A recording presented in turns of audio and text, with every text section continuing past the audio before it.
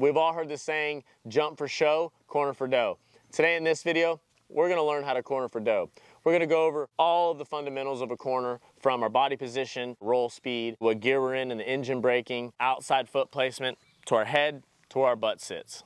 Momentum is one of the first things I want to talk about when we're talking about cornering a motorcycle perfectly. When you change your speed, you change your balance. I see a lot of riders coming into a corner with not enough speed. The bike becomes heavy. It starts to want to turn in on them. It doesn't have a lot of balance. If you can create that perfect speed, you'll have that perfect balance, and it'll start to feel like the motorcycle is doing all the work. Anytime we watch anybody great ride a motorcycle, a lot of times you'll hear people say, it looks like he's not even trying. What he's got is perfect balance, and what creates that is perfect momentum. So what we want to do when we're hitting our corner for the first time is we don't want to come in too fast to where we have to bring that speed down, and we don't want to come in too slow where we have to bring the speed up. We want to come in at a speed that we can control, that we're comfortable with, that we can maintain all the way through that corner. Just that alone is going to help with more than half of your issues when it comes to learning how to corner a motorcycle. So now as we get into the momentum and the balance part of the corner, we've got to understand the transmission and engine braking. All of us have heard the term engine braking. Some of us might not know that when it's actually happening on the track.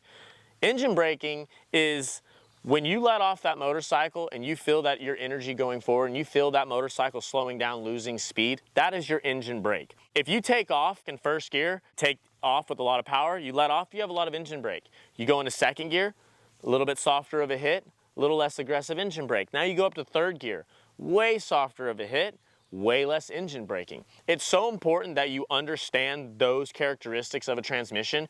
So if you're going into a corner and you're doing all the other things that I said right, but you're in maybe second gear and it's a long corner, as soon as you let off, you're gonna lose speed. So now the balance is gonna change, the weight of the bike is gonna change, and you're gonna have to react to that. So understanding, when I'm hitting a corner for my first time, I don't want the bike to rip my arms off. I'm not looking for a whole lot of speed. I'm looking to not change my speed at all through that corner. And so what I do with all my riders is I'll make my rider go through a corner in second and third and in fourth. No matter how crazy fourth gear sounds, it's important that you understand that characteristic of the motor and how that benefits you.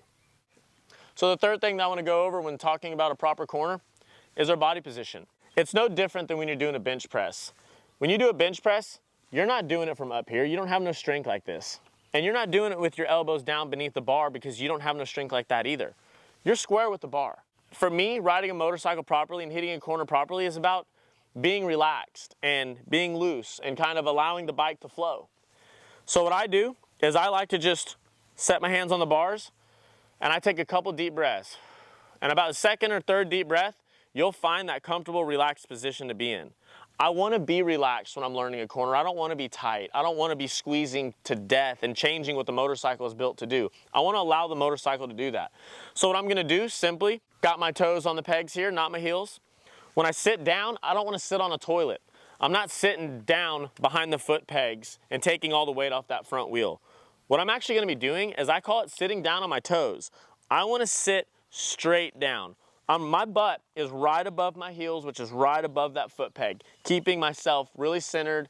Because right now I'm not going into the corner aggressively and braking really hard or accelerating really hard, I don't have to move my body a whole lot. Now obviously I'm not going to come into the corner like this, and I'm not going to come in way too far forward, adding way too much pressure to that front wheel. I'm going to stay very neutral, sitting directly on top of my pegs. So if I'm leaning the motorcycle here and I stay with that motorcycle, what begins to happen is my weight begins to just drag that bike down. As I corner the bike, what I'll do, as funny as it sounds, I always say put your butt crack on the edge of the seat. What that's going to do is that's going to allow you to rotate from the top of the bike back to the center of the bike as the bike dips down in that corner and comes back up. I don't want to move with the bike. I want to actually move the bike beneath me, keeping my body real square, level with the earth. As I come out of that corner, I'm sitting on the outside edge of that seat. My foot pressure is all towards the outside peg because that's where my weight's at. And now I'm able to kind of push with that outside foot and bring that bike back beneath me, straight up and down, square, exiting that corner, heading into my next section. And now that I've got that smooth roll, I've got that good body position, I understand my transmission, I've now executed a corner with almost no energy and complete consistency every single time. If you guys like this video, make sure to like, subscribe, share, comment, doing those things allows us to continue to bring you guys this information, keep you guys safe, get you guys out on the track, and enjoy what you're doing the right way.